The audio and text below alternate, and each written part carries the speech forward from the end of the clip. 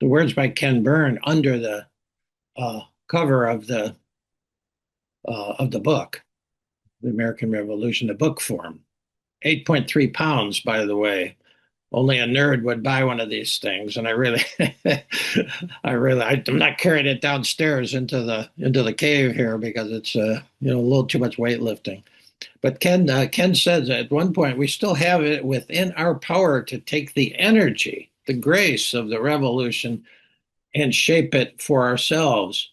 That's our biggest responsibility, and that's what at least brings me here today, and perhaps most of you, to figure out how to harness this energy that's still there. And again, as I said to the folks who made the first sitting, energy is. It's not created, can it be destroyed, but it can be obscured.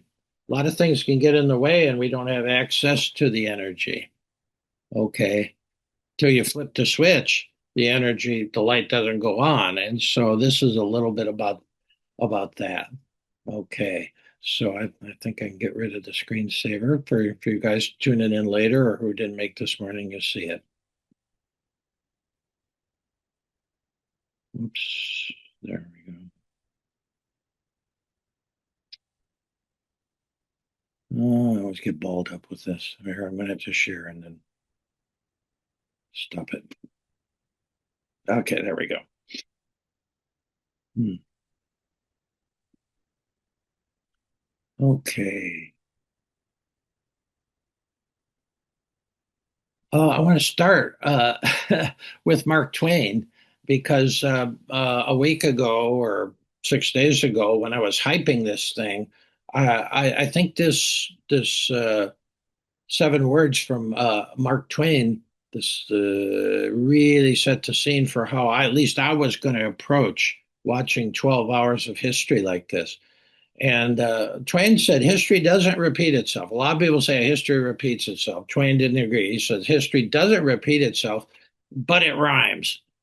And what he meant was, yeah, things come around and it's not the exact same thing, but rhymes is there's a lot that rhymes when you watch this with what's going on now in the present moment. And I'm going to mostly spend time talking about to reflecting on the energy of rhymes and how the things that resonated with me in this documentary.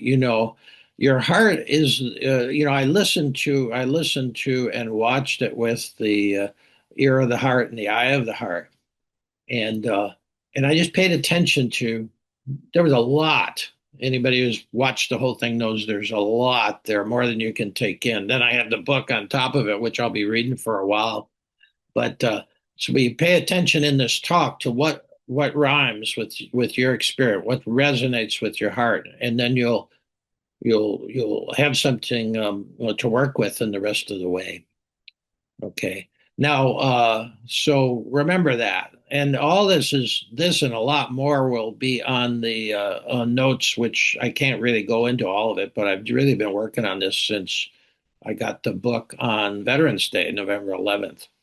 And so there's a bit more, well, a whole lot more that'll be in the notes that I just won't be able to talk about. I've only got 45 minutes.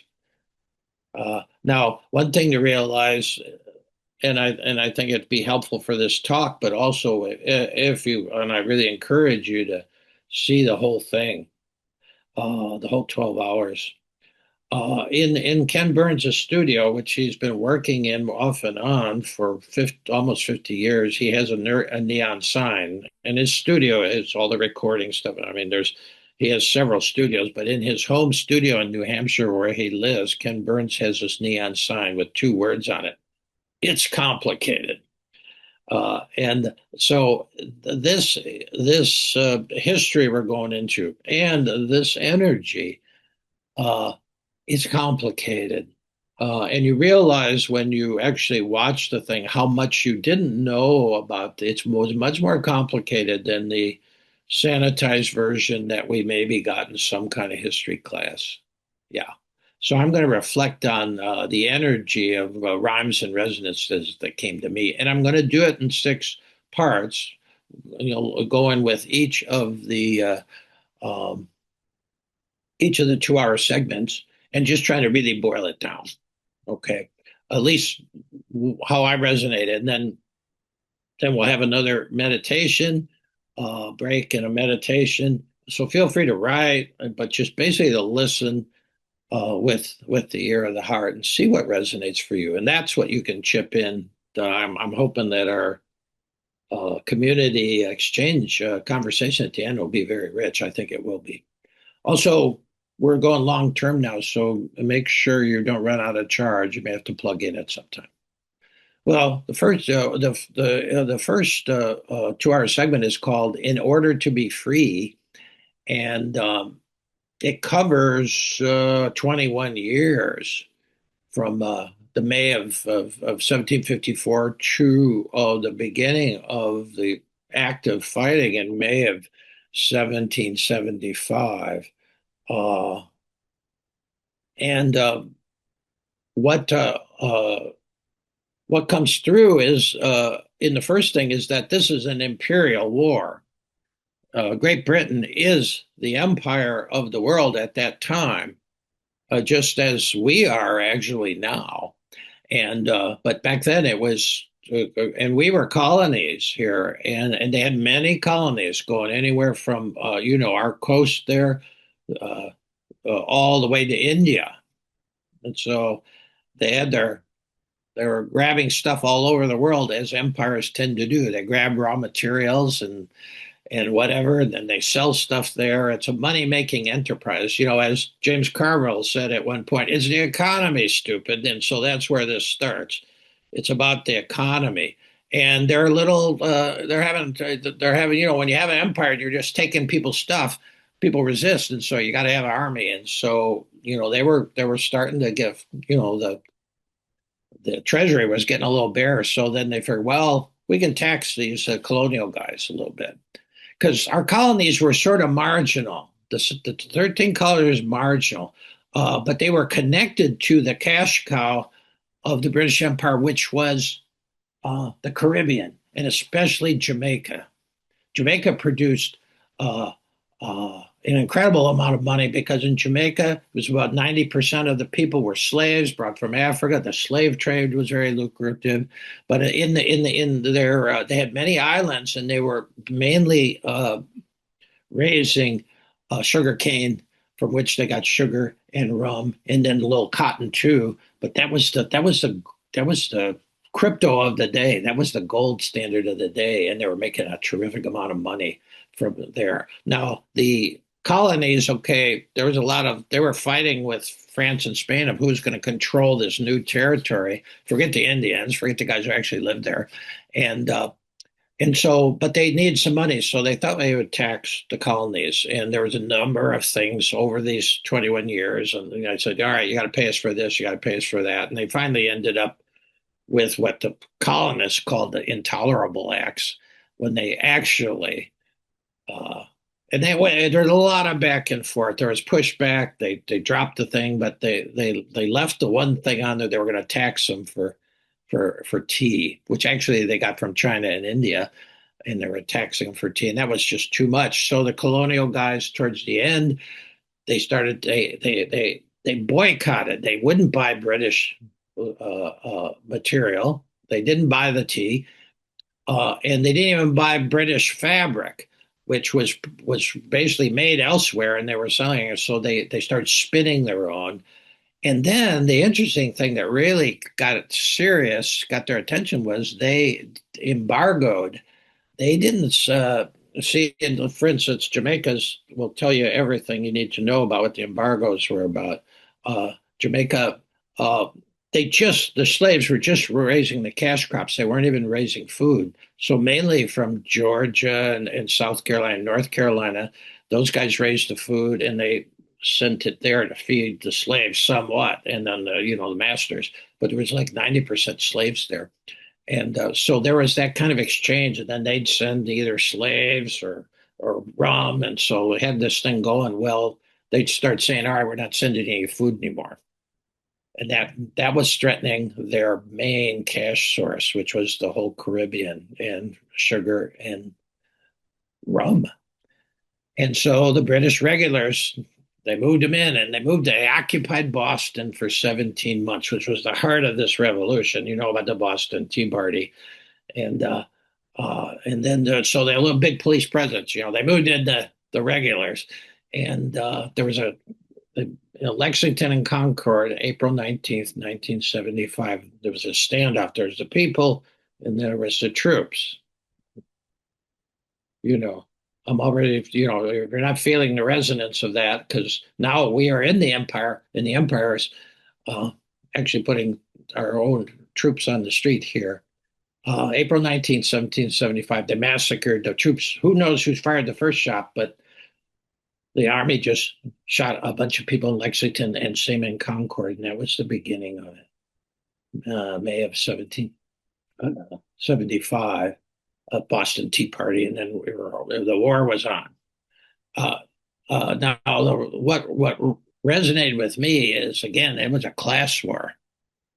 The empire and the elites were making the money. Guys in Britain, workers in Britain weren't making anything out of it. It was a class war. It's economy, stupid, and it resonates. I mean, we're just in the shadow of what I call the one big ugly billionaire bill, $1 trillion tax cut for the 1/10 of 1%, essentially.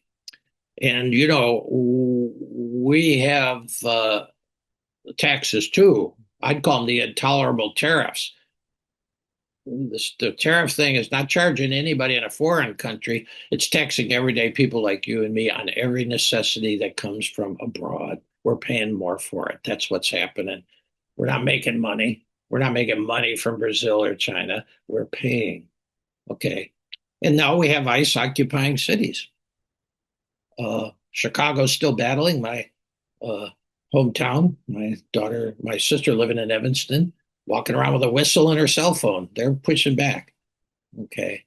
And but it's about money. Okay. And it's about force. It's about our own American empire sending troops into our cities.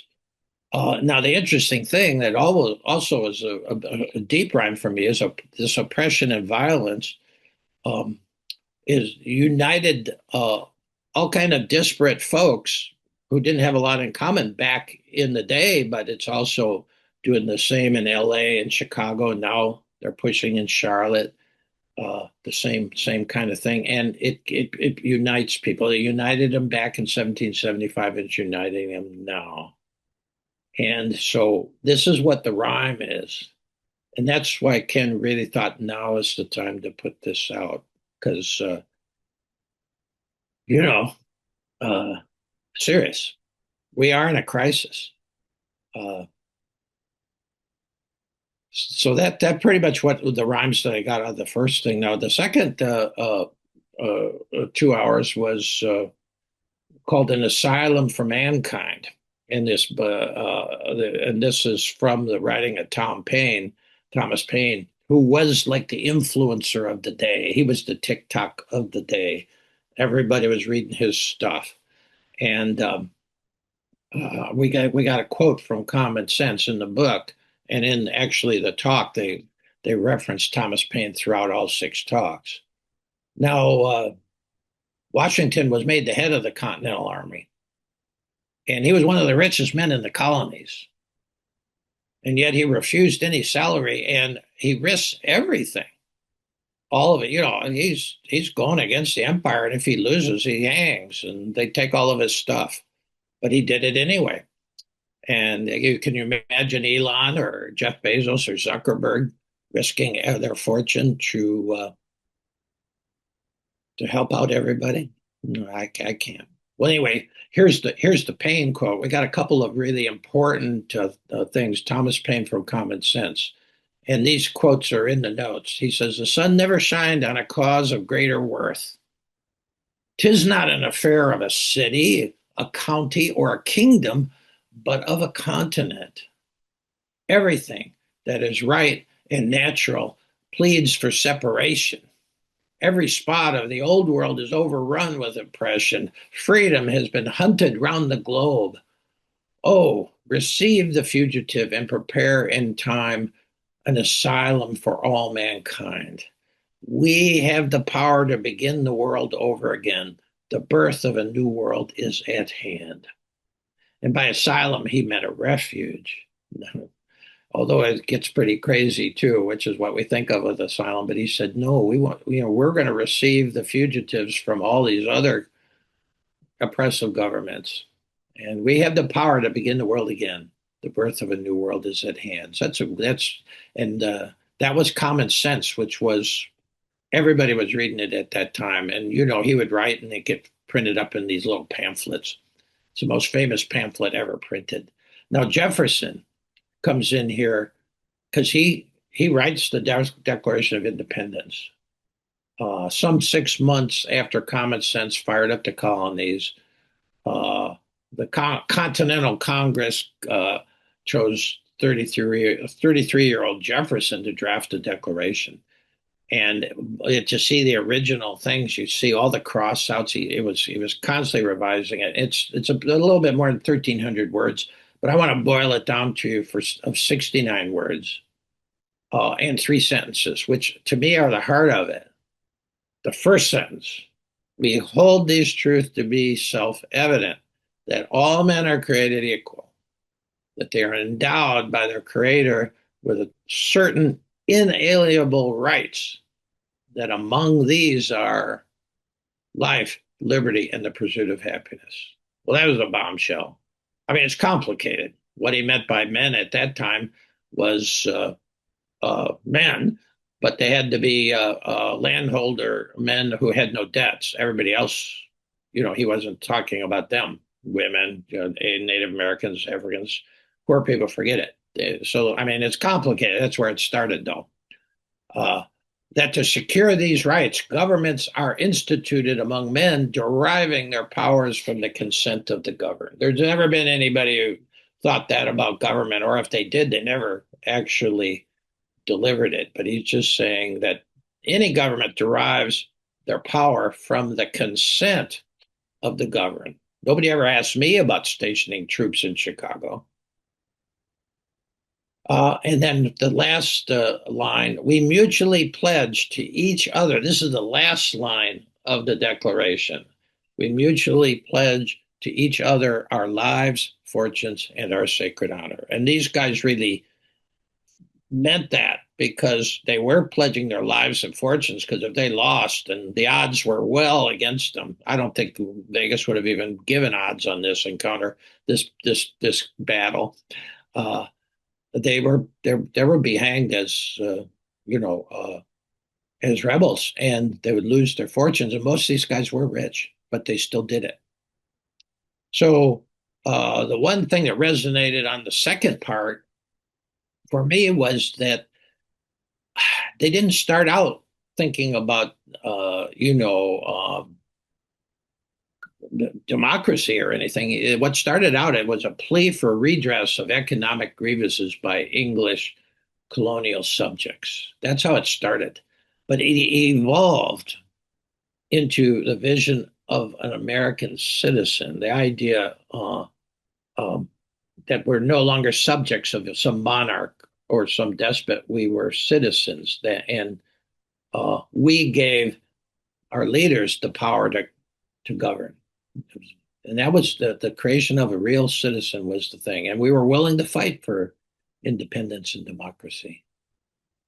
Now, when you get to the third night, the third 2 hours, and there's so much in here. There's no, you hopefully, if you haven't watched it, watch it. There's always a couple big battles, and there's the colonials were on a roll, but then we had the battle for Long Island, New York, and it was a bit like the Empire Strikes Back in Star Wars. The Empire wins this one. Uh, uh, Washington makes some egregious mistakes, and the Empire wins this, and they chases everybody out of New York and Long Island, Manhattan and Long Island, and we really don't get it back until after. We're never back in there. That becomes the heart of where the British guys stay. And here Tom Paine writes these words. He says, "These are the times that try men's souls." And it really was. We looked like, well, this was it. The summer soldier and the sunshine patriot will, in this crisis, shrink from the service of their country. But he that stands by it now deserves the love and thanks of man and woman. Tyranny, like hell, is not easily conquered. Yet we have this consolation with us that the harder the conflict, the more glorious the triumph. What we obtain too cheap, we esteem too lightly. 'Tis dearness only that gives everything value. Now, this is not in Common Sense. This is in The American Crisis, which is a series of pamphlets that he gets to the newspaper and it gets spread around during the crisis. And this was a crisis now because it looked like everything had gone down the drain.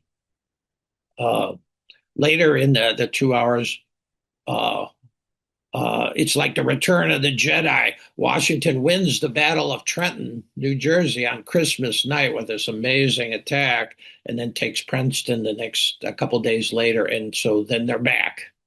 It's really epic. And, uh, but, it was at a time when the last day of December, it was on Christmas, and the last day of December, the enlistments of many of the soldiers would be up. And the men were looking forward to going home. It was winter, they were freezing, they weren't eating very much. But if they left, Washington might not have been able to fight for freedom. And this is the one speech of Washington that I think it moved me deeply.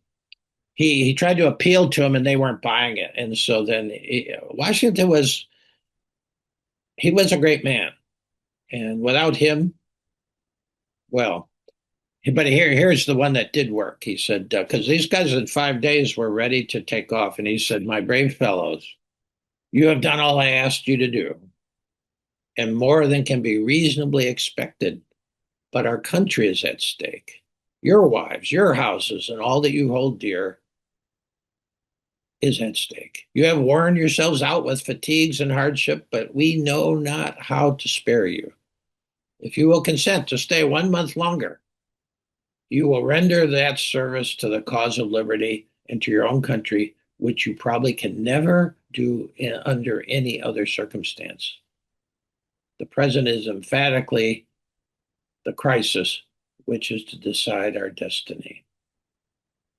And about half the troops are ready to leave. They signed up, and actually they stayed another 6 weeks, more than a month. And then 3 days later, he took Princeton.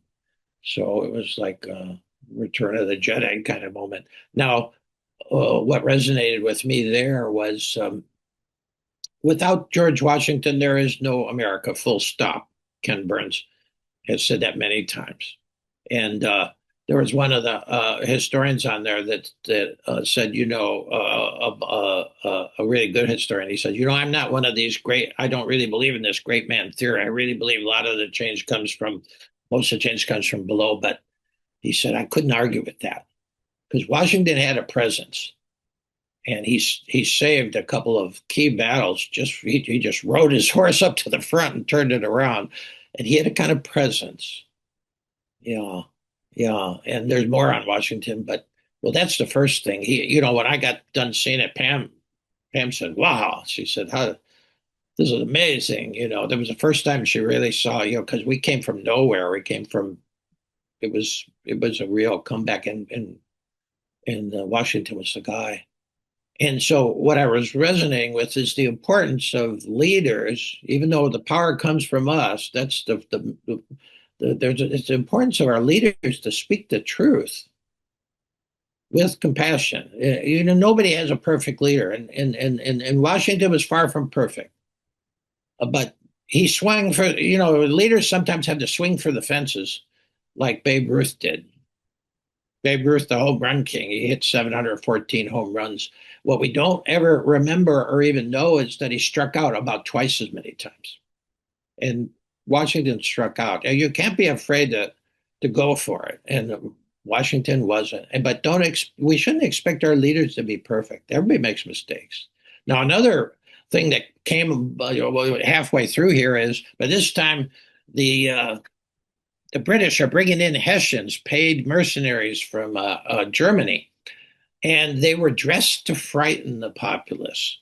Uh, they wore tight clothing that accentuated their, their physique, and they wore these tall hats that made them look like, again, Washington was 6'3", which was, the average American was 5'7", so he had this imposing presence. But so they dressed with these tall hats, and so they were dressed to frighten uh, the colonial guys, and they did. And that just reminded me of ICE as the new Hessians. I mean, with their gear, sure, I think they're trying to cover their thing because they don't want to be held accountable. But all the technical gear, the weapons, they're showing up. They're dressed to frighten, and so that resonates too. That rhymes. The amazing thing that most people don't know is the budget for ICE, $170 billion, if fully spent, would be the third highest military budget in the world. China is the second with 246 billion, and then the USA is 864 billion. But 170 billion for these guys who are ill-trained, unlike the Hessians who are really well-trained, ill-trained. And what are they there for? They're there to quell any kind of protest and to just beat the people down, if you ask me anyway. So that was a strong thing. When the Hessians came in, I said, oh yeah, that's been tried before. Now, the fourth 2-hour segment is called To Conquer by a Drawn Game. And draw means to, like, in chess, where nobody wins and nobody loses.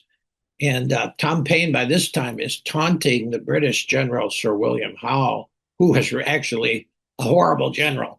He probably could have ended the war if he knew what he was doing, but he was taunting him with this rhetorical question in his series, The American Crisis. He said, "By what means, may I ask, do you expect to conquer America? If you could not effect it in summer, when your army was when our army was less than yours, nor in winter when we had no army, how are you going to do it? You cannot be so stupid as not to see that we have 2-to-1 the advantage of you, because we conquer by a drawn game and you lose by it." Now, he was sensing the strategy. Washington loses the Battle of Brandywine, and Philadelphia is occupied by the British. But Washington, by this time, has figured out that he just has to escape to fight another day. He knows when to retreat. Yeah. And so that's the basic strategy that Washington's using. During this time, there's a huge General Gates, who eventually will take over the British. No, General Gates is the American who actually defeats this new guy they brought in, which was called the swaggering general, Burgoyne, at Saratoga in New York. Now, when Burgoyne surrendered, he surrendered 6,000 troops. Huge blow militarily and psychologically to the British. And remember, when something like that happened, it took some 3 or 4 weeks before word came by ship. And when it hit Parliament, it was like a psychological blow. And at that same time, Louis XVI, the French king, commits troops and monies to the American side because it looks like they might win. So it goes back and forth, back and forth. But in essence, Paine's point was this: the Americans did not have to win every battle. And just like every piece of legislation is better or worse that we hear now, and some work, some don't.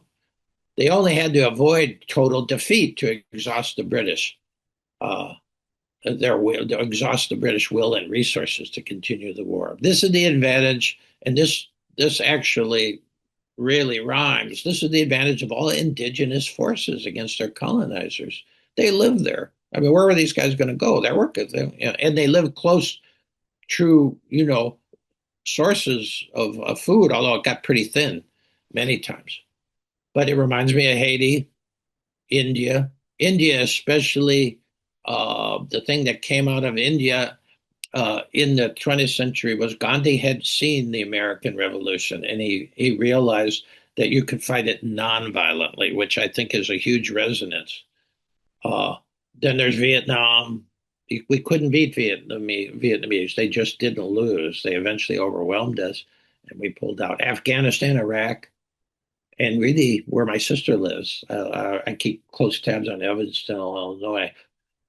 She wasn't involved at all, but now when she takes her walks every day, she takes her cell phone and she has a whistle around her neck. If she sees any ice guys, she starts filming and starts blowing the whistle to alert the people. I mean, this is amazing. And so, at the end of this, I felt like a lot of hope that a continent of 340 million Americans with cell phones and nonviolence, Martin Luther King copied Gandhi, and Gandhi copied our revolution, you see, but he said, I'm going to do it nonviolently. It takes longer. Armed revolution is quicker, but a plant that grows quick is not as stable as one that grows slowly. And so nonviolence, 340 million of us, that is the most diverse country in the world. We're not just people of one genome, and we got everybody from everybody. And that's diversity, no matter how much they try to say we're not going to talk about diversity. Then that makes us strong, like any natural field that has all these different things. And we're practicing nonviolence in the face of violence. And it takes longer, but we can't be beat. Now, in the fifth, next to last one, it's called The Soul of America. Well, what is that? And Paine writes, the enemy imagined Philadelphia to be of more importance to us than it really was. And to that belief added the absurd idea that the soul of all America was centered there and would be conquered there.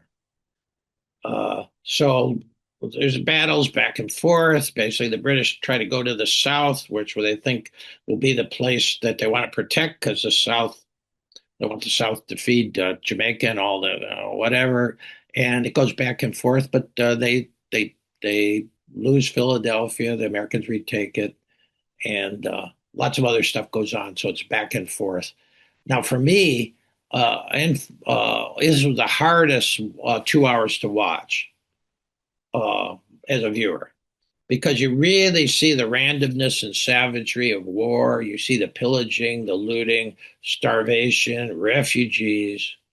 Washington even dispatches a general to basically wipe out the Indians and the Six Nations in the northern part of New York and the Ohio Valley. The truth historians, Ken and his buddies, his truth historians, they want to show you what really happened. And that was a bitter truth. White Americans at that time did not see either Indians or Africans as human beings. And that rhymes, because part of the soul holds it all, and both racism and military violence, which we were born out of, still haunts us. It's still what I would call the American shadow. Racial profiling and violence of ICE, strictly racism. White Christian nation had nothing to do with Jesus's plan. Pope Leo, the Catholic Church, is taking it head on, and even the Catholic bishops, who haven't said squat about what's going on in this country for over 20 years. Now they're talking. They're just saying, don't do this. So shadow work is soul work, and it's up to us to do it. But you can't help but see that we had our own genocide, which of the Native Americans, that went on for decades, racism, slavery, and then we got hooked on violence too, and that still is all together like part of our shadow. Now, last night we watched the last part, and it was called The Most Sacred Thing, May 1780 onward. We're going to see in the last thing, the end of the violent warfare. But Paine says, as United States, we are equal to the importance of the title, but otherwise we're not. as the United States, we're equal to the importance of the title, but otherwise we're not. Our union is the most sacred thing. The whole Confederation, or the Confederation and Articles of Confederation, they had to scrap because really it was like having 13 different states that could all do their own thing and maybe would get together to defend themselves. And that it just didn't work. Uh, uh, and he says, our union is the most sacred thing. How diverse people who come from different religions, from different, Germans, Maryland are the Catholics, and the Catholic, these are all guys coming to find refuge here pretty much for religious reasons. Uh, and so we have a lot of different religions. We have, you have Irish, you have Germans, you have French, you have all of Europe was coming in, and also black people from the Caribbean. You see, and our union is the sacred thing, the most sacred thing, and that which every man should be most proud and tender of. Our great title is Americans, not Republicans, not Democrats, not no other thing that we are Americans. And so the final battles are fought in the sixth version, and it ends in 1781. So actually, there's like 6 years of armed conflict. It ends with the Battle of Yorktown. This is not a spoiler. We know that eventually we won, but how? It's amazing. All of the twists and turns are quite amazing, and it really lets you know that nobody really knows the outcome. And people will tell you, it's going to be this way, and there's no way out. Life is surprising, and war is even more surprising, like a football game, but worse. And so it ended in 1781. And then it took 2 years literally to sign the peace treaty. So we actually didn't have it, they sort of gave up, but it took us 2 years to do that. And it was signed in Paris in 1783. And that was 8 years after the Lexington and Concord massacre and the start of the war. So we had really 8 years before we actually had a formal peace. Now that's 83. And then, we had to shelve this Articles of the Confederation, and then they started off on, the Constitution. It was written in 87, so it took 4 years to get all these guys from the 13 states to actually agree on the Constitution, on the way we're going to rule, and the way we're going to be united. It took another year to ratify it. The people in all 13 states had to vote. The Marylanders were the last to ratify it, the Catholics. And then it started operation in 1789. The United States, still now, the United States Constitution is the world's longest surviving written charter of government. And I think that's because we built in ways to change it without having to go to war. That's the amendments. And right away, they put in the first 10 amendments. It's called the Bill of Rights. The freedom of speech, which is being crushed here in America, is being challenged for sure. And, the freedom to assemble. And, you guys got guys who are just with signs and they're getting, maced and tear gassed. They're trying to shut down speech. You don't hear any college campuses talking about Gaza. There's no peace in Gaza, but we were suppressing speech. And then the rest of them, freedom of religion, white Christian nation, that goes against that. We're not, we're for everybody and there. So it's really, they don't go into the Constitution much. You could do a whole thing, and there are whole documentaries about how hard it was to actually write that, but how durable it is. But right now it's being shredded. And so that's serious. So I want to just read three short of my favorite quotes from the whole thing as we run out of our time. And then there's a lot more in the notes that if you're interested, I'll send them out after we talk. This one is by Johann Ewald, who was a leader of the defeated Hessians, the German mercenaries, and he had such a low opinion of when he came of who he was facing, And this is what he said as he was getting on a boat from New York to go back to Germany. He kept a journal, and he said, "With what soldiers in the world could one do what was done by these men? One can perceive what an enthusiasm which these poor fellows call liberty can do. Who would have thought 100 years ago that out of this multitude of rabble would arise a people who could defy kings?" That's a great quote. Ken likes that quote, and I do too. He says, "Who would have thought 100 years ago that out of this multitude of rabble would arise a people who could defy kings?" We were the first.